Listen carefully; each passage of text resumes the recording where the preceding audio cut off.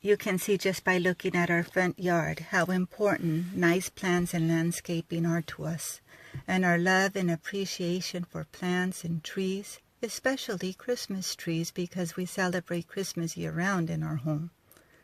It wasn't like this 8 months ago when we purchased the home. That area was overcrowded with overgrown bushes, shrubs, and trees with dying and dead bushes behind it and underneath. We had even bigger plans for our backyard, which was to serve as our homeschool playground and a prayer garden. For my son to take his breaks during his homeschool recess and lunch, and for me to sit down and relax during those breaks. We had even picked out a play set and purchased a castle that we were going to set up in a corner, and I was going to landscape and give it its own little entrance.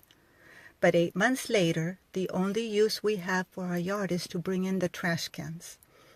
You can see immediately when you walk in that there are clumps of bamboo everywhere, in every corner of the yard, making its way to the front yard. Right now it's in its somewhat dormant stage, so it's laying low and the clumps are short. But they are in every corner of the yard. Everywhere you go, you'll see them.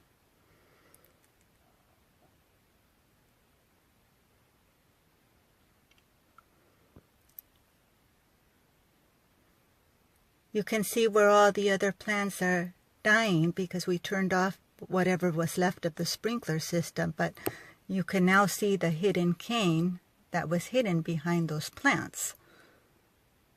And the only thing that's thriving and growing is the bamboo, even with the sprinkler system shut down. This is the corner where the castle was supposed to go. You can see that it continues to make its way from one end of the concrete to the other, and in between the concrete cracks, in between the fence and the concrete. If you look over to our neighbor's yard, you can see where he recently cut down the canes that had also invaded his yard.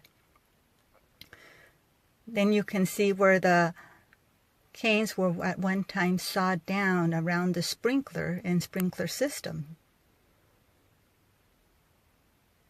Sometime between 2015, when the house was listed, and when we saw the house, it was sawed down.